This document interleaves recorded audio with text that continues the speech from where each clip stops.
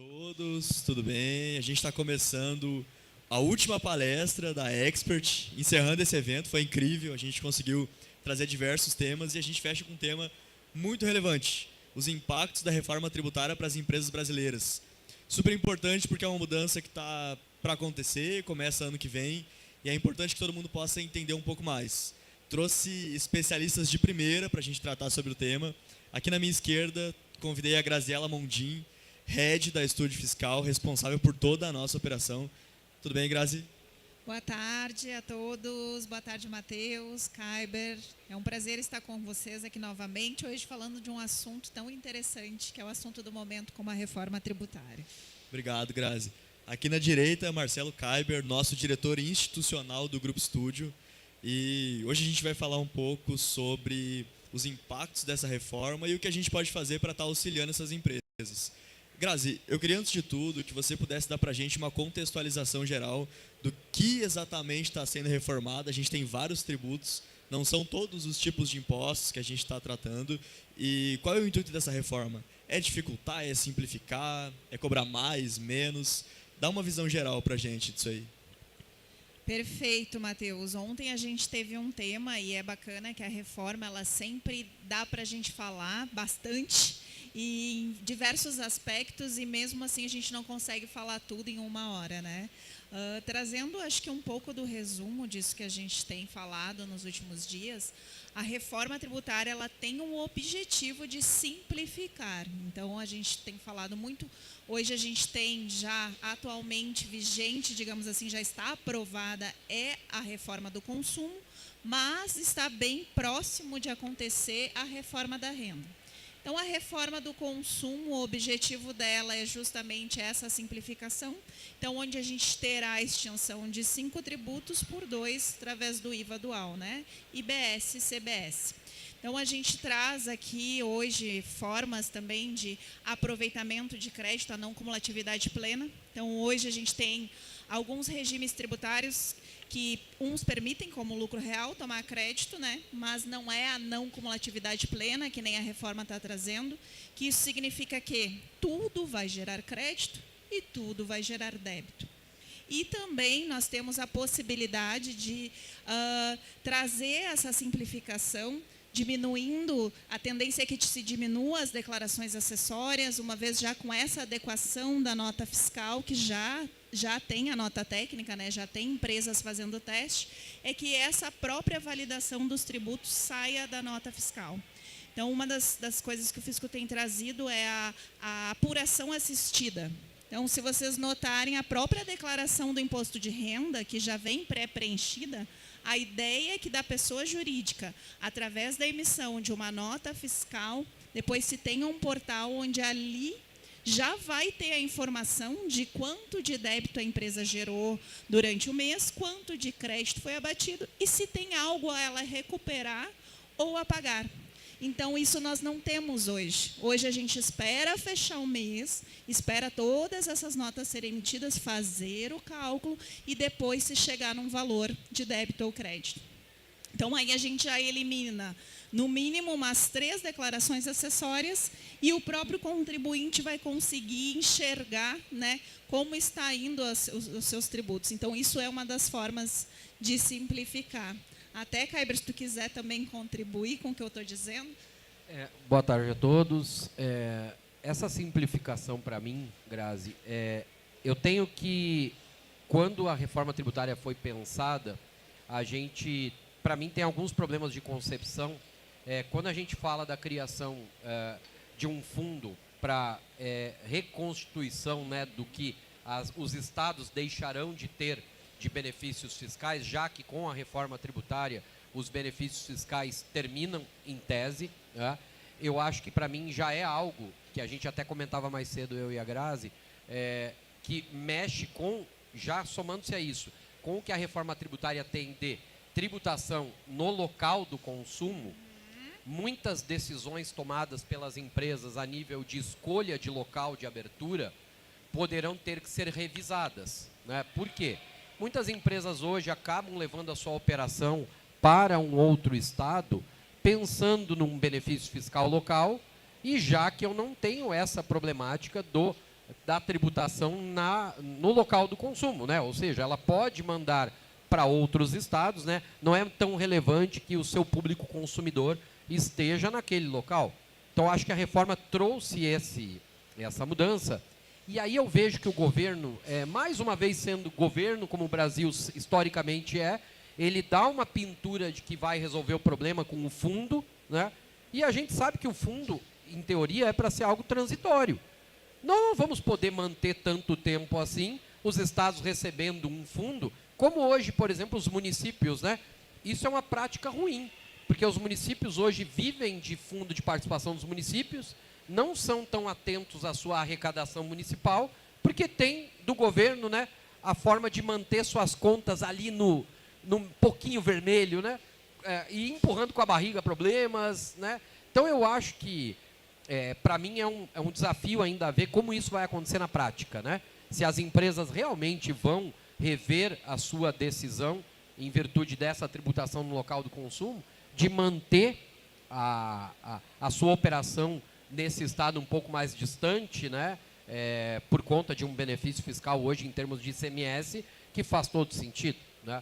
Outro ponto que para mim é ainda preocupante em relação à reforma tributária é o que se propõe a acontecer com as empresas do Simples Nacional, né?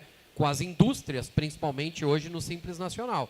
A gente, sabendo que a reforma não beneficia mais, né, que você compre de uma empresa do Simples pela possibilidade de créditos que você vai ter. Eu vejo como um desafio para o governo tentar evitar que isso signifique um aumento de sonegação. Porque aqui, todos sabem, né, uma empresa do Simples, ela muitas vezes tem uma operação tão pequena que muitas vezes trabalha abaixo dos radares da Receita, né? Mas acaba não sonegando tanto porque o Simples é um sistema extremamente vantajoso, né? Agora, na medida em que você torna menos competitiva a vida mais competitiva, né, a vida da empresa do Simples Nacional, das duas uma, né? A gente vai ter ou uma sonegação aumentando, né, ou as empresas saindo do regime do Simples Nacional, o que é um problema, porque o Brasil, a burocracia ainda é muito grande. E a empresa saindo do Simples, ela traz para ela uma enormidade de obrigações acessórias, né, que muitas vezes não dá conta de cumprir, né? Então, para mim, para iniciar esse nosso debate, né, eu acho que na provocação inicial do Matheus aqui, isso simplifica. Eu acho que ainda é prematuro falar, mas eu não vejo essa simplificação prática tão como estão vendendo. Não vejo, né? Eu acho que a gente vai ter muitos problemas que hoje a gente não enfrenta. A gente resolve o problema de ter menos tributos, menos obrigações, ter, como a Grazi falou, uma tributação já clara, né? Um crédito e débito, um a pagar ou não, claro, em sistema, muito bom, mas eu acho que existem situações que o governo, não sei se propositadamente, né, mas não está enfrentando nesse momento, né? Está deixando fora do debate, está se pegando muito na alíquota, em temas polêmicos, para fugir de um problema social e econômico muito maior. Mas tu sabe, Kaiber, vou puxar o gancho aqui, tá, Matheus, antes que o Kaiber falou dois assuntos que eu achei bem interessante. A questão da sonegação, né? Hoje a gente sabe que algumas empresas ainda, pequenas principalmente, compram sem nota, né? Existe aquela questão quando a gente vai fechar o estoque ou precisa fazer um ponto que precisa dessa validação. Ah, mas desse fornecedor aqui eu não comprei exatamente essa quantidade, puxando também para o ramo do agro. Isso vai se dar realmente de duas formas. Ou tu vai obrigar o teu fornecedor a se adequar ao momento, ou infelizmente ele vai sair do mercado. E aí, juntando a isso, tá, mas ele vai, daqui a pouco, começar a me vender com nota, vai regularizar a sua empresa, mas ele não vai poder ser do Simples. Quem é que vai atender? É claro que eu vejo a longo prazo, assim, eu também já... hoje está tudo muito nebuloso, a reforma parece muito complexa e complicada. Mas se de fato funcionar essa questão da nota fiscal, já ser um validador, já funcionar de fato como uma apuração do tributo, vai facilitar, inclusive, para que essas pequenas empresas tenham profissionais que consigam atender, uma vez que a complexidade de gerar declarações que nós temos para empresas do lucro real, não precisar gerar um AECD, uma ECF, Isso, ou um SPED fiscal, um SPED de contribuições, uma GIA, apurar essa quantidade de declaração e essa apuração sair de certa forma, que é o que o governo tem vendido, que ele vai tomar a responsabilidade de apurar essa tributação e entregar pronto para o contribuinte, aí pode ser que faça sentido, sim, essa regularização. Então, nós vamos ter dois cenários, né? Ou realmente vai afundar muita coisa, ou muita gente vai se regularizar e começar a trabalhar da forma correta. Porque se não gerar crédito, por que eu vou continuar comprando daquele fornecedor? Ou, né, eu vou ajustar os meus estoques. E outro ponto interessante que tu trouxe, para a gente não perder o gancho, a logística fiscal. Por muitas vezes a gente recebia propostas de clientes. Eu tenho um benefício, eu ouvi falar que tem um benefício lá no Porto de Santa Catarina. Tenho como ir para lá, vale a pena eu ir para lá, ou no Espírito Santo, ou na Bahia, no Nordeste. Gente, agora a gente já nem está fazendo mais esse tipo de estudo, a não ser que seja com viés de reforma. Imagina eu fazer um estudo hoje, prevendo um benefício atual, que acontece lá no Espírito Santo, e a partir do ano que vem, ou daqui a alguns anos, isso já não existe mais. Trocou-se toda uma fábrica, mudou-se toda uma logística, e a forma do estudo hoje vai ser quase como uma logística reversa. Aonde estão os meus consumidores e não onde estão os meus benefícios. Então, acho que essa é a introdução que a gente podia trazer aqui. Legal, bem interessante. Eu acho que a Grazi teve um contraponto aí, então vai ser talvez um debate, a palestra. Eu vou tentar deixar o mais turbulento possível para a gente ter o máximo de discussão que der. Tô brincando. Mas Grazi, queria aproveitar, você falou, ano que vem a gente vai começar essa mudança, já não faz sentido eu fazer um estudo pensando no benefício de hoje. Começar essa mudança, a gente vai entrar na transição da reforma tributária. Como funciona essa transição? O que vai acontecer? Quero saber mais sobre isso. Boa pergunta. Me complementa, tá, Kaiber? Vamos falando. A partir do ano que vem, o que vai começar o que chama-se de alíquota teste. Então, essa alíquota teste é uma alíquota de 1%, onde 0,9% é CBS e 1% é o IBS. O que é essa alíquota teste? É justamente para validar e balizar se o sistema que está sendo proposto hoje está funcionando, porque senão a gente colapsa, né? Imagina já mudar tudo. Hoje a gente paga DARFs para PIS e COFINS diferentes, CMS e SSQN, vai passar a ser esses dois, né, IBS e CBS. Como é que vai funcionar? O sistema está pronto para isso? As notas fiscais estão funcionando? Né? Como é que está o contribuinte se adaptando? Então, essa alíquota teste vai ser todo o ano de 2026. A partir de 2027 já não existe mais PIS e COFINS, então é somente o CBS. E aí, ao final do ano de 2026, é onde a gente estipula que o governo vai saber, de fato, a alíquota, que até agora a gente não sabe. Então, nós temos especulações de alíquotas, mas ainda não se sabe. Então, nós vamos trabalhar com regimes simultâneos, mas esse regime simultâneo vai até 2032, né? 2033, que de fato termina, onde serão apurados juntos, né, o PIS, COFINS, ISS, ICMS, o ano que vem, mais o IBS. Então, empresas que hoje, até depois a gente pode falar dos impactos, que não pagam nada, vão ter pelo menos 1% a mais para pagar o ano que vem. Claro, existe a possibilidade ainda de se abater crédito. A gente fez um cálculo rápido para uma distribuidora, um produto dela, né, que o principal produto dela era a cerveja. Isso que a gente não está falando do imposto seletivo, que vai vir a agregar ainda alguns produtos. Só em média do ano que ela ia ter a mais sobre aquele produto, dava mais de 300 mil de impostos anuais. Porque agora tem uma calculadora no próprio site da Receita Federal, justamente para simular alguns impactos. É bem bacana, então está bem boa essa calculadora. Então, só nesse produto. Então, existem várias coisinhas, vários detalhes assim para serem analisados ao longo do caminho. Às vezes a gente parece um pouco cético, né, por saber como é que as coisas acontecem historicamente no Brasil, mas eu vou tentar dar um exemplo para vocês, pegando o gancho do Matheus, né, do contraponto, da polêmica. Aos que são de São Paulo, de repente vão lembrar, há não muito tempo isso, acho que nem 10 anos, municípios aqui como Poá, Osasco, municípios são em volta de São Paulo aqui, chegou a acontecer, isso depois foi objeto de ação direta de inconstitucionalidade, né, e caiu essa medida. Mas o que os municípios faziam aqui? Davam benefícios fiscais em imposto de renda, todo o impacto indireto do imposto sobre a arrecadação daquele município, o município dava de vantagem para a empresa que fosse para lá. São Paulo entrou com ações contra esses municípios e acabou revertendo isso na justiça. Qual é o meu medo no Brasil? Eu sei, pessoal, eu não sou muito ortodoxo nas minhas palavras, né? Eu conheço, essa é uma característica, mas eu estou tentando olhar a reforma de um viés que eu não vejo tanto se falar, mas é já contar como o Brasil faz as coisas, né? Os estados e os municípios não têm competência legislativa sobre o CBS e o IBS. Acabei de dar um exemplo de que municípios sem competência legislativa estavam dando incentivos de tributos federais.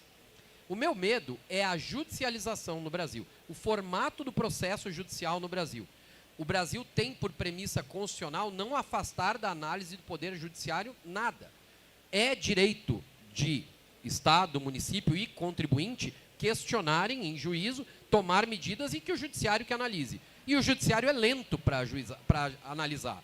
Então, o meu medo é que, na prática, em 2027, comecem a aparecer esses absurdos, né? Estados dando determinados benefícios. Mas não está previsto isso hoje. Sim, não estava previsto também os municípios próximos a São Paulo fazer o que fizeram. E eles fizeram.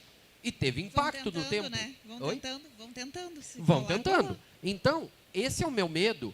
Eu acho que a reforma, ela teria que ter sido acompanhada, e ainda dá tempo disso, o judiciário tem que ter um compromisso também com a reforma, de que as coisas aconteçam rápido, que a gente tenha análise de eventuais discrepâncias, se virarem ações diretas de inconstitucionalidade, se virarem questões mais amplas, que sejam rapidamente analisadas pelo judiciário e não fiquem anos para julgar, né? E nisso, aquilo gerando efeito e uma insegurança de novo com os contribuintes. Aí eu concordo com a Grazi. O sistema, em teoria, é muito bom para funcionar, mas tem que ter um comprometimento de judiciário, executivo e legislativo de não permitir essas coisas, né? O legislativo mesmo tem um compromisso de não permitir projetos de lei que acabem tentando dar uma volta na reforma para proteger determinado lobby, determinado segmento, como é o estilo do nosso processo legislativo. As bancadas propõem projetos de acordo com a sua bandeira de defesa. Isso não tem nada de errado. É um deputado do agro, é um deputado, né, uma bancada evangélica, cada um tem a sua proposta de trabalho lá na Câmara, no Senado. Mas que então isso aconteça com um compromisso único, de que todos coloquem a reforma em prática e que a gente não admita exceções, que as exceções vão dando margem para a insegurança e para, de novo, o sistema colapsar. Que um dos objetivos é justamente também acabar com essa insegurança jurídica que a gente tem hoje. Mas aí te pergunto, como é que fica o julgamento de um IBS que é feito por um comitê gestor, que tem interesses de Estado e município? Quem é que vai julgar? Aí, quando a gente pega a ideia do comitê gestor, eu vou fazer uma figura, claro, né, pessoal, comparativa, entendam bem as comparações. É mais ou menos o que se propôs lá atrás, quando se criou o CONFAZ, né? Eu crio um organismo onde eu reúno os secretários de Fazenda para evitar que exista uma guerra fiscal. Já que eu tenho uma sistemática de votação em que um incentivo fiscal dado por um Estado precisa passar pelo crivo dos demais para entrar em vigor, em tese, eu crio uma ferramenta que eu possibilito o contraditório, o debate, para evitar que aconteça isso. O comitê gestor do IBS, em tese, vai ter um papel interessante, mas a gente até vê que, até agora, não conseguimos fechar a formação do comitê, porque a parte dos municípios está difícil de enquadrar, né? 5.500 municípios, eu tenho 27 cadeiras. E aí, como é que fica essa... quem é que entra, quem é que não entra? Vai ficar São Paulo ou vai ficar o município do interior do Acre? Sabe? Como é que vai ficar essa representatividade regional? Enfim, então, eu acho que um comitê gestor, ele sempre nasce com a ideia de que a gente evite o judiciário e consiga, em casa, resolver, né, dentro do executivo, dentro de uma ideia de evitar esse conflito prejudicial, que é o conflito no judiciário, onde já há demanda, já com impacto econômico acontecendo, né? Então, é um desafio também ver como é que vai funcionar esse comitê gestor. né, para mim. Aproveitando, estava tratando sobre o IBS, essa falta de autonomia que os municípios, os estados acabam tendo com a centralização do ISS, do ICMS dentro do IBS. Doutor, tu vê isso como positivo para o Brasil como um todo? Quero saber, mas também quero entender como é que funciona para as regiões que precisam de mais incentivo nesse momento. Um estado do Nordeste, nesse sentido. Se a gente pensar a figura do FPM, em tese, o FPM ele acaba sendo uma forma de distribuição, né? O Fundo de Participação dos Municípios é uma forma de distribuição proporcional, de acordo, né, com a capacidade econômica daquele município, né? Ele recebe mais retorno, né, do governo federal. E some-se a isso, né, os programas federais que o governo tem. A gente aqui no Grupo Estúdio teve há anos atrás um produto chamado Modernização Tributária Municipal, que a gente, inclusive, escreveu legislações de municípios, né, códigos tributários. Eu, particularmente, escrevi um código tributário de um município no interior do Maranhão pelo Grupo Estúdio, né? Não vou falar o município, senão depois vão atrás da lei e vão achar é boa, é ruim. Aí eu... Não, tô brincando. Está até hoje vigente lá, né? Então, a gente teve essa experiência. Então, o que a gente vê hoje nos municípios? Os municípios vivem do FPM de programas federais. Programas de educação, programas de saúde, receitas que vêm mais ou menos, quase que não salário, né? Todo mês vem mais ou menos a mesma coisa, que dá mais ou menos para pagar as contas, né? E fica aquela... sempre aquela, qualquer coisa que fuja da curva, entra na fila para pagar, né? Diga isso, né, quem é prestador de serviço para municípios pequenos. Volta e meia você não recebe, porque entra alguma coisa da saúde, já o seu empenho já sai fora da fila de pagamento, você não vai receber, né? Então, assim, eu vejo como, na reforma, eu acho que a gente vai demorar para ver os efeitos exatamente por conta desse fundo que foi criado para compensar a perda dos benefícios, né? Ele é um fundo que vai acabar compensando o problema que o município e o estado vão ter. O governo é malandro. O governo criou uma forma de evitar choradeira no dia 1, né? Acaba o benefício fiscal em 2027. Não, mas não acaba. Você vai ter uma recomposição, né? Então, eu acho que a gente tem ainda, né, uma tranquilidade. Me preocupa quando realmente, né, acabar o fundo de recomposição, como é que ficam estados, por exemplo, da região norte, que são basicamente exportadores, né, para o resto do Brasil e com pouco consumo, né? Ainda mais se a gente pegar o que vem acontecendo no centro-oeste, no norte, que o agronegócio vem cada vez avançando mais, o que tira, né, a capacidade de consumo no local, porque diminui até mesmo a quantidade populacional naquela região, né? Então, isso é um desafio para mim, né? Eu acho que a transição do fundo para realmente, né, os estados viverem com a própria arrecadação, eu acho que vai ser uma preocupação, mas ainda, né, não temos como saber. Mas eu acho que isso vai de encontro ao que a gente estava falando ali embaixo antes, até que tu falou da questão dos estados e municípios não vão poder dar o benefício tributário, mas talvez de infraestrutura, talvez outras coisas além para que tenham incentivo para aquelas empresas continuarem lá, né? Porque o impacto vai ser significativo, dependendo do benefício que a empresa tem. Eu, inclusive, a minha dissertação de mestrado da FGV, eu fiz em relação ao impacto econômico dos benefícios fiscais, né? E aí a gente tem, acho que é algo que o Congresso, por exemplo, já existe projeto de lei há anos nesse sentido. A lei de responsabilidade fiscal, ela não deixa uma brecha para você justificar um incentivo fiscal com base no reflexo econômico da atração do negócio. Ela coloca lá como justificativa, né? Você tem que ter a recomposição disso através de outro tributo, né? Ou a dotação orçamentária. Está lá esqueci o artigo agora da Lei de Responsabilidade Fiscal.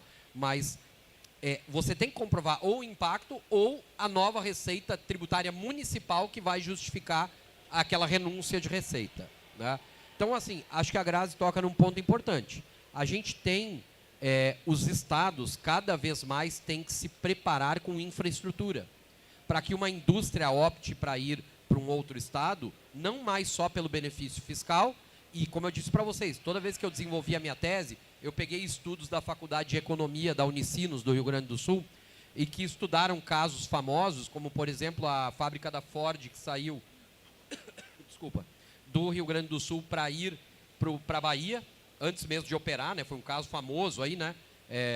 E sim, se pagou, e muitas vezes a Bahia ter dado o incentivo fiscal que ela deu, o que cresceu a economia na região. O emprego indireto, mas só que esses dados não são validados hoje como justificativa, por falta de previsão legal, né? Não adianta um estado ou um município dar. Eu acho que aí vai passar por uma mudança legislativa que permita mais liberdade para os estados economicamente menos favorecidos de comprovar que vale a pena, né, ter uma empresa lá, abrir mão de parte da sua receita, né? Então, a gente enfrenta, só para finalizar, né, esse ponto. Também aí temos um problema agora, porque antes o Estado era o ente tributante do ICM. Ele tinha capacidade de dar aquele benefício. Agora ele recebe a receita. Ele não é o ente tributante. Então ele não tem capacidade de dar um benefício em CBS e IBS. Isso é um problema, porque você tira poder do Estado. Aí, de novo, desculpem se eu estou falando muito, vamos ver, né, gente? Mas infelizmente o Brasil não dá para cravar nada, depois só com a coisa andando que a gente vai ver o que vale e o que não vale. Mas é um desafio para mim ver se os estados realmente vão ficar assim, inertes, eu não posso mais sobre isso, ou vão atropelar e vão dar benefícios com a sua parte do CBS, com a sua parte do IBS, né? Não, é minha parte da receita, eu estou abrindo mão. Até que ponto isso, né? Como é que vai ser enfrentado? Olhando historicamente o que a gente vê, pode ser que eles tentem, né? Nem com FAS a gente segura e imagina nesse nível onde eles vão estar bem mais amarrados, vão ter que fazer alguma coisa, né? Deixa eu tentar aqui, se colar, colou, deixa eu achar uma brecha. E eu acho que aí também vai existir novas discussões, né? Novas teses, novas possibilidades, vai ser revisto muita coisa. Então, acho que é mais ou menos por aí esse caminho. E aí, do que tu estava falando de município, a gente traz aqui, a reforma tributária, ela vai muito além do tributo. Que a gente está falando aí de econômico-social, que era o que a gente comentou no início. Pessoas, empregos, regiões, municípios que podem deixar de ter arrecadação, municípios dormitórios, que nem a gente falou ontem, né? Se as pessoas consomem, por exemplo, numa cidade capital e moram numa região metropolitana, aquele município que vai receber onde está o consumo, né? Então vai ter várias diferenças de arrecadação que hoje não é como o sistema funciona. Como adequar tudo isso? Então não é só as empresas que precisam se adequar. Os entes federais, municipais principalmente, e estaduais, como é que vão recompor, como é que vão lançar, como é que vão cuidar de onde vem. Então isso é um assunto que vai muito além do tributário empresarial. Se preparem para as próximas palestras, então, aí. Durante a transição a gente vai falar muito disso. A gente falou sobre essas discussões regionais, então, estados, municípios, tem muita coisa ainda a se entender, se alguns vão ser prejudicados, se vai ser possível manter a competitividade nesses estados. Mas eu queria saber agora na prática um pouco mais sobre os setores. Na opinião de ambos, queria entender primeiro de ti, Grazi, quais são os setores mais impactados e também, nem tudo é negativo, né? Tem algum setor que vai ser favorecido com essa reforma? Bom, vamos lá. Quando a gente fala de setor impactado, nós temos um dos setores que mais representam a economia do Brasil, que é um dos que mais serão impactados, que é o setor do agronegócio. No meu ponto de vista, assim, por mais que o serviço também esteja bem impactado, mas o agronegócio hoje, a gente, além de tributariamente eles estarem já começando com uma alíquota maior, porque o agro vai ter alíquota reduzida. Ok.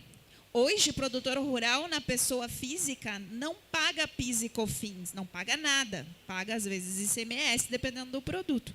Então, por mais que a alíquota seja reduzida nesse primeiro momento, é uma alíquota, né?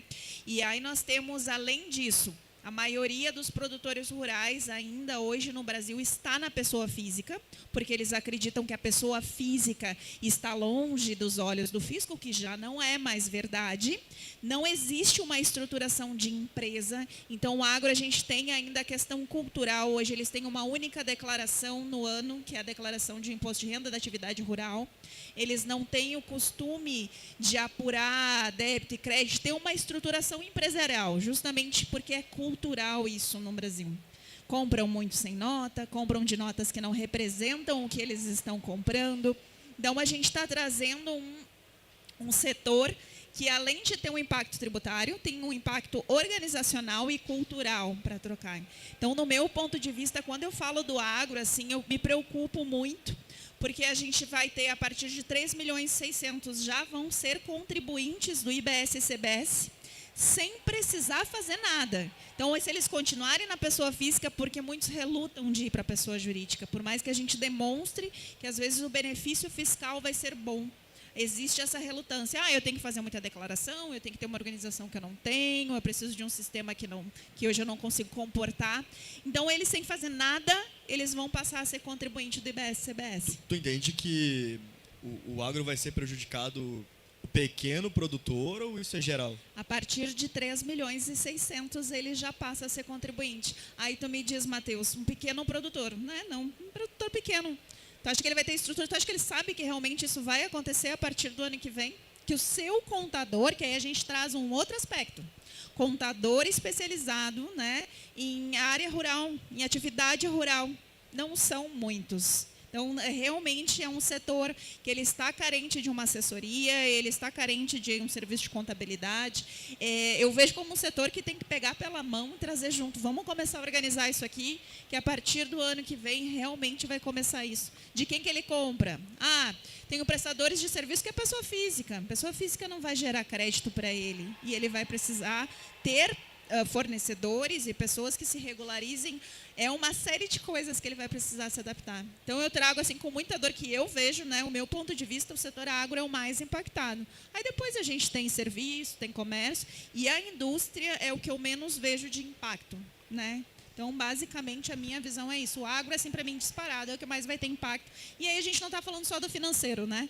Que vai muito além, né? Cultural, organizacional, estratégico. Então, esse é o setor. Muito se fala na reforma que o intuito é manter a mesma arrecadação numa estrutura diferente. Pensando nisso, Dr. Marcelo Kaiber, se alguns setores vão ser mais onerados, mas a arrecadação pensa em ser mantida, algum setor vai ser desonerado? Eu não vejo, com o que está se falando, eu não vejo cenário de desonerado, né? Eu vejo ao contrário. Eu vejo o setor de serviços, por exemplo, uma grande preocupação que ele passe a ser muito onerado. Porque a estrutura, ela foi pensada, como a Grazi falou, segmentos como a indústria e o comércio não vão sentir tanto no sentido de arrecadação. Mas o serviço hoje, se a gente pegar o grosso dos prestadores de serviço, são do Simples Nacional. Começa por aí. Qual é a grande despesa de uma empresa do Simples? Mão de obra, né? Então, essa cadeia de créditos e débitos, de custos dentro da operação, o prestador de serviço já não tem esse problema hoje, né? E com a reforma, ele parece que só abraça a parte ruim do problema, que é o aumento, né, da tributação, mas sem a possibilidade desses créditos, né, que são benéficos em outros exemplos, né? Então, eu acho que o setor de serviços é o setor que, para mim, passa pelo maior desafio na reforma, da gente ver como na prática vai funcionar a tributação líquida dele, né? Se falando hoje em 26 alguma coisa, mas já vejo bastante gente falando que vamos chegar a 28, né? 28 vai ser a alíquota mesmo, né, líquida aí de CBS e IBS. E um detalhe que a gente acabou nem comentando, né, mas é importante falar também, a gente tem o IS surgindo, né? A gente tem uma figura nova, né? Para quem conhece um pouco aí de tributação internacional, espelhada na SIM Texas, né, nos tributos do pecado aí no mundo, tributos com características, né, parafiscais, né, de controle do consumo, a tributação agindo como agente, muitas vezes, de saúde, né, para frear o consumo de bebidas alcoólicas, de açucarados, né, armamentos, enfim, a gente trabalhar com itens que vão ter uma carga muito maior, né? E aí entra também o desafio da classificação fiscal, né? Você entender se o seu item está enquadrado, né? A gente sabe que no Brasil não é só uma norma dizendo NCMs A, B e C são... A gente busca as equiparações, né? Judicialmente. Então, muita gente vai querer estar fora desse bolo da incidência do IS, né, na via judicial. Pode aguardar que esse vai ser um ponto de litígio grande aí na minha visão, né? Mas, na tua pergunta original, não vejo cenário de melhoria de redução de arrecadação bruta, né, para nenhum segmento, aumento sim, mas um cenário de muitas oportunidades para nós, por exemplo, como do Grupo Estúdio, que trazemos possibilidades de ajuste de tributação, né, ou seja, redução de custos tributários com correta classificação, com correta verificação de créditos e débitos, né? Isso sim eu vejo como um mercado que não, aliás, não desacelera, só acelera. Só lembrar a todos aqui, principalmente quem é de São Paulo, né? Você falou de setorizado. A gente tem a nossa bandeira do grupo, que é a OGS Educação. Nós estamos com todos os meses com o Reforma Day, que é um evento que a gente faz aqui na sede de São Paulo, um dia inteiro de debate sobre a reforma tributária, e nós vamos começar agora, no mês de agosto, com o Reforma Day nichado, bem como a gente falou, um Reforma Day para agro, transporte, a gente já está com as primeiras agendas já pautadas, né? Agro, transporte, construção civil, varejo, nós vamos trazer até o final do ano Reforma Day nichado, né? Como uma possibilidade de debate para quem quer se aprofundar naquele segmento. Já fica o convite, o Thales, que é o head do GS Educação, está aí no stand, conversa com ele, né? Para a gente pegar uma vaga para vocês aí. É muito legal, viu, gente, esse debate que a gente faz lá na nossa sede. Até porque cada segmento tem a sua particularidade. Essa questão que tu trouxe do IS, quando o pessoal pergunta para nós, como a reforma vai simplificar, então a revisão tributária vai deixar de existir. Não, pelo contrário, que vai ser justamente a corrida de enquadrar o meu produto na melhor tributação. Então o enquadramento, revisão vai continuar existindo em outro formato, claro, não no formato que a gente conhece hoje, mas vai continuar ainda tendo possibilidades, como sempre, né? A gente tem essas brechas que possibilitam essas reduções. Você quer ver uma coisa que para mim, posso estar enganado, tá? Não tem problema, mas a questão da regionalização da cesta básica, para mim, vai ser litígio.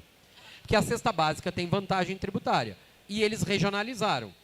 Gente, como uma norma vai conseguir de saída dizer o que é cesta básica numa região? Né? É muito difícil. Se eu pegar o Rio Grande do Sul, a gente brinca com isso, né? A erva mate é item de cesta básica. E não é brincadeira, porque realmente é um item altamente consumido, certo? Mas como que uma norma vai conseguir abarcar tudo que efetivamente é do consumo daquela região? Vão ter muitos fabricantes de itens que vão tentar se enquadrar como sendo cesta básica regional na via judicial. E se eles venderem para outro estado, né? A cesta básica do outro estado tem redução. Eu produzo aqui e a erva mate para outro estado ainda é beneficiada, já que ela não é. Isso para mim também carece ainda de ver como é que vai entrar, para depois ver o que vai caber para todo mundo se movimentar, né? Em que sentido, né? Chega a ser engraçado, né? Mas é verdade. E abre espaço para a gente ficar pensando em tanta coisa que vai ser discutida, né?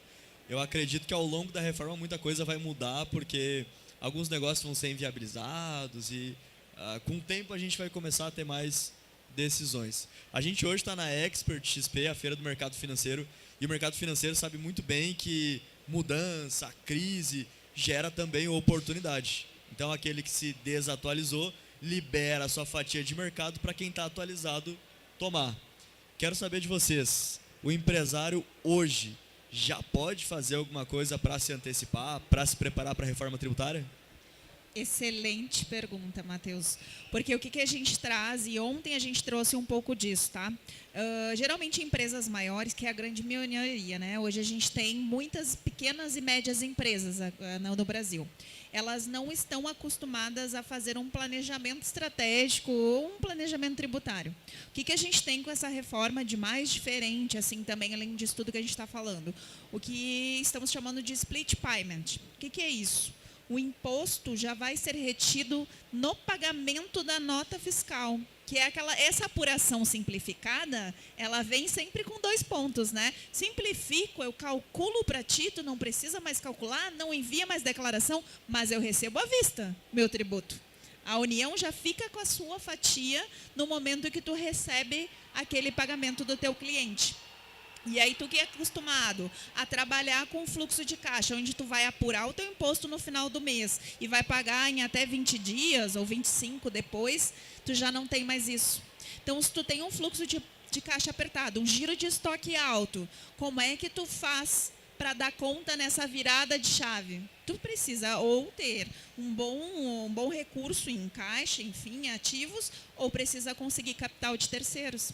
Então, isso é uma possibilidade de procurar setores que trabalham com margem curta, apertada, pouco capital de giro a longo prazo e já começar a buscar linhas de crédito que eles possam passar por esse período de transição mais tranquilo, sabe? Com mais tranquilidade. Eu acho que uma necessidade, não é nem uma opção, como o Matheus falou, o que a gente já pode fazer. Eu acho que as empresas têm que, urgente, ou buscar modernizar o seu software de gestão, de ERP, já adequado, né? Como eu falo, modernizar, né? Buscar os módulos de atualização que as empresas estão oferecendo, ou até mesmo a troca de um sistema de gestão, ou então a contratação, né, de um software tributário que faça um API no sistema de gestão, para a gente poder ter já agora os testes de como isso vai funcionar em casa. Já começar a rodar as versões beta para ver como é que ficaria a tributação daquele item, começar a fazer os testes, porque precificação é outro problema. Fazer o preço do meu produto com a reforma tributária é algo que não dá para se pensar só quando estiver em vigor. Porque daí depois o meu concorrente está com diferencial de preço em relação a mim e aí eu já estou atrasado, né? A gente nem fala que, para mim, a Receita colocou em prática, né, com algumas empresas agora, né, com 500 empresas. Eu já questiono, desculpem, né, os que estão aqui, pô, esse Marcelo é chato pra caramba, sou mesmo, não tem problema. Eu acho que testar com algumas empresas já dá a diferença de mercado para mim. O governo, alguns estão testando, outros não, né? Eu acho que, mas todos poderiam ter se cadastrado. Não é bem assim. A informação não circula com essa qualidade no Brasil. Muita empresa nem sabia que dava para se inscrever. Aí agora tem empresas que estão testando com a ajuda do governo, né? E quando chegarmos em 27, eles já tiveram um ganho de velocidade em relação a outros. Então, acho que cabe a todas as empresas. E assim, vocês que estão aqui na mesa, muitas vezes são profissionais de investimentos, né? Cabe a vocês também levarem essa solução ao empresário. O Grupo Estúdio tem possibilidades de ser esse parceiro, né? Nós temos produtos aí em parceria com a XP, de levar essa solução. Vocês estão lá debatendo um assunto, mas vocês são a porta de outros assuntos, né? Com o empresário. Então, essa melhoria sistêmica, ela é uma necessidade para mim.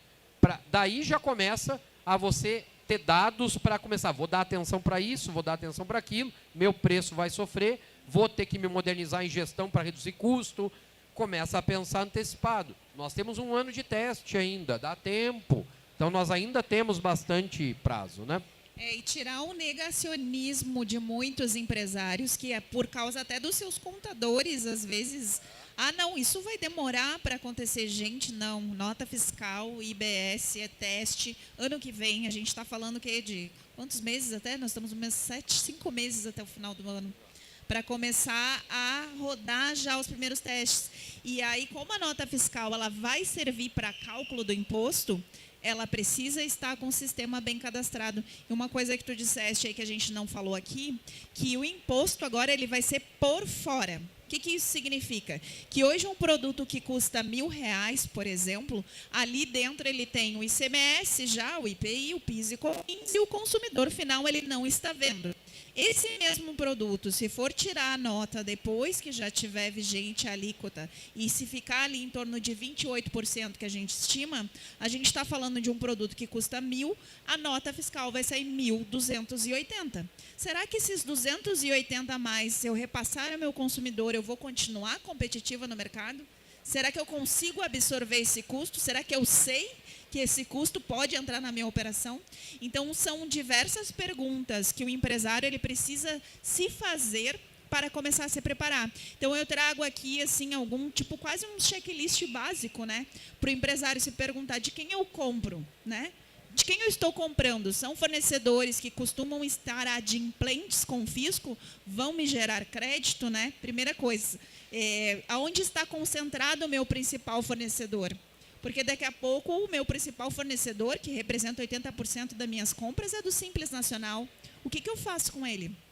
Eu peço para ele baixar o meu valor, o valor do custo, ou eu peço para ele se adequar ao regime? Né? Aonde eu estou localizado? Aonde estão os meus principais consumidores? Essa minha diferença de... Tenho benefícios fiscais? Primeira pergunta. Quanto isso vai gerar de impacto, de aumento de arrecadação? Estou dentro do imposto seletivo? Eu tenho uma redução? Então, são perguntas básicas, né, que se ele se fizer e olhar para dentro da sua operação, opa, eu preciso dar uma olhada mais aqui, porque vai chegar em janeiro, eu preciso tirar a nota, e a minha nota não vai passar se não tiver ok. Imagina tu ficar sem faturar ali, poxa, meu produto não está cadastrado, e esse também não, e esse também não, e a operação acontecendo, e os caminhões esperando para sair, o cliente ligando. Gente, não é brincadeira? Não dá para deixar assim tão em cima da hora, não. Você comentou, Grazi, do split payment, e aí a gente pensa, quem tem caixa é rei na reforma tributária. Exatamente. Com certeza, grandes corporações que conhecem a legislação tributária brasileira já estão pensando naqueles setores que têm margem mais apertada para fazer um aporte grande e tomar essa fatia de mercado, isso é fato. Porém, pessoal, a gente que está aqui, a grande maioria dos nossos clientes são pequenas e médias empresas. Nem tanto pelo perfil, mas porque a maioria das empresas brasileiras são pequenas e médias. Como o pequeno e médio empreendedor faz para se proteger hoje? Olha, eu acho que primeiro é olhar para os seus ativos, né? Ver como é que estão os seus ativos, como é que está o seu tempo de giro de estoque, de recebimento de clientes e fazer uma previsão para frente, quanto que ele pretende chegar, porque não tem mágica, né? Eu acho que a gente, quando tem essas questões que ainda estão por vir, precisa se fazer uma análise, realmente colocar uns números no papel, que a gente fala, né? Não basta chutar. Tu tem que realmente calcular, tu consegue fazer uma previsibilidade do que pode acontecer. E aí tu te prepara, se eu precisar pegar recurso de terceiro, não é às vezes dependendo do valor da noite para o dia, né? Tu precisa, né, verificar quais são as condições, o que tu tem para pegar. Então eu acho que começa por aí. Eu acho que, sendo bem rápido, né, eu acho que a profissionalização e a melhoria da gestão do pequeno e médio, pelo fato da reforma tributária beneficiar, né, a aquisição de empresas que sejam contribuintes, ou seja, os compradores, os clientes dessa empresa, vão valorizar empresas mais organizadas. Hoje a Grazi falou, empresa do Simples Nacional hoje não se preocupa com a compra, ela preocupa com o faturamento, com a venda, porque a legislação nós vamos tributar em cima da sua saída. A compra para efeitos de fiscalização, no Simples, não faz tanta diferença. Nem lançam, às vezes. Nem lançam. Isso não existe mais. Agora, a profissionalização da gestão da empresa pequena e média precisa chegar de uma vez. Infelizmente, às vezes, no Brasil, a gente precisa do problema na porta para olhar que é como acontece. A Grazi, a gente entrega muito trabalho junto aqui, a gente vê muita empresa de porte grande, não estou nem falando de empresa pequena, com gestão amadora. É que o produto é tão bom, o market share dela é bom, o comercial dela é bom, que às vezes eles não olham para a gestão. E aí a gente vai olhar, tem créditos tributários milionários para buscar ali, e aí você pensa, né? Nossa, quando você entrega 50 milhões, esses dias entregamos 60 milhões, você vai olhar para um empresário e pensar, acabou a empresa depois dessa reunião, né? O cara tem 60 milhões para buscar, porque eu sempre falo, 60 milhões é bom, para mim é péssimo, porque foi 60 milhões que estava errado lá atrás, né? É bom agora, mas o empresário, e a gente entrega às vezes, ele não fica tão, né, com aquela cara, nossa, agora eu achei tanto dinheiro, que coisa boa. Ele também está com aquela cabeça, o que eu passei de dificuldade, o que eu deixei de fazer, o que eu peguei em banco, né? E agora eu estou pegando de volta, tá bom, estou feliz, mas... Então, assim, e isso em empresa grande, imagina empresa pequena, né?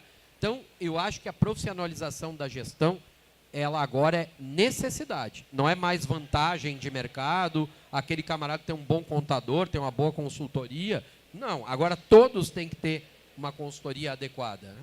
Principalmente nesse período que é um período turbulento, que nós estaremos trabalhando com mais de um regime simultâneo, com trocas, onde hoje a gente vê assim, vai existir um momento onde nós vamos... vai existir dois tipos de profissionais, os que estão atualizados e os que vão sair do mercado. Infelizmente, muita gente vai acabar ficando obsoleto nessa troca. O que é mais barato? Investir em pesquisa e desenvolvimento para planejamento tributário dentro da empresa hoje ou contratar um terceiro especializado e focado na área? Olha, Matheus, assim, a inteligência artificial ainda é algo que no Brasil, principalmente, ela vem ainda com muito mito, com muita dúvida, né? Muita gente preocupada que a inteligência artificial tira a função das pessoas. Eu acho que assim passa por uma, vamos dizer assim, por uma necessidade agora de a gente pensar em, por exemplo, processos, né, de inteligência artificial substituem funções que hoje as empresas gastam demais e o resultado é de menos, né? Então eu acho que isso vai ser algo que vai acontecer agora cada vez mais, a redução das funções humanas, funções desnecessárias. Eu acho que vai necessitar de uma contratação de consultorias especializadas, mas não consultorias para fazer um trabalho, uma terceirização de algo que eu faço, mas consultorias para ajudarem a implantar processos, principalmente em inteligência artificial. Mudanças de atendimento a consumidor, coisas que muitas vezes nós que estamos em São Paulo aqui, para nós é realidade, muitas vezes falar com bot, falar, né, com atendimento eletrônico. Para a maior parte do Brasil isso é lenda. O pessoal não atende dessa forma, não existe isso. Então, eu acho que vai ser com essa mudança e tributação no local do consumo, cada vez mais os comércios locais vão ter que se modernizar para poder competir, inclusive, né? E buscar essas soluções que o consumidor esteja bem atendido, né? E se fidelize a você, né? É uma consultoria cada vez mais estratégica, né? Uma Isso vez mesmo. que justamente até a própria Receita Federal não mede esforços para modernizar o seu sistema de arrecadação. Então, muitos profissionais também não precisarão mais existir em função de preenchimento de declaração, de apuração, que hoje a gente tem 3 apurações que repetem a mesma informação para entes diferentes.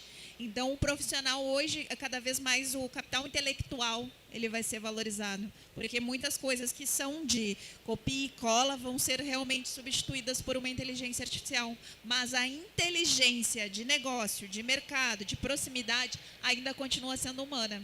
Então, acho que esse é o profissional que vai se diferenciar e que vai fazer a diferença para a empresa que tiver um aliado desse. Muito bom. Dado o que vocês responderam, eu consigo pensar numa consultoria que trabalha com inteligência artificial, com tecnologia, está se preparando para a reforma tributária, pode ajudar os nossos clientes, que é o Grupo Estúdio. Tá? Então, obrigado pela participação de vocês aqui hoje. 1 hora não é o suficiente para a gente poder destrinchar sobre a reforma tributária.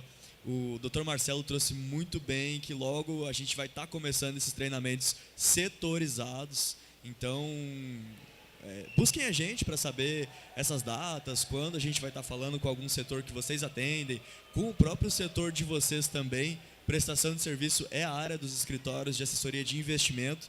Então, a gente tendo esse relacionamento já pode estar ajudando vocês. Marcelo, obrigado pela tua presença hoje. Obrigado, Matheus. Para finalizar, queria uma rápida consideração. Pouca gente fala isso, né? Mas tentem na medida, né? Vocês como assessores financeiros, empresários, a gente vive uma era de politização muito grande no Brasil e politização prejudicial. O empresário não tem que pensar que partido A ou partido B que colocou a reforma tributária em vigor e ficar pensando, vou fazer tudo contra, né? Vou criticar.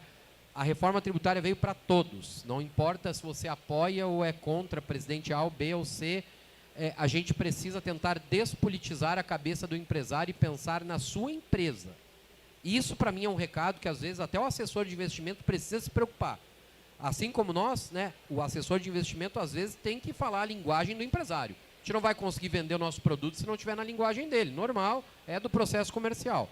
Mas eu acho que é importante a gente tentar, com cuidado, tentar despolitizar a cabeça dele, né?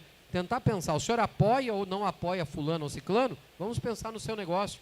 Como a reforma tributária é positiva nos pontos e como ela é negativa se você não se cuidar dessa forma.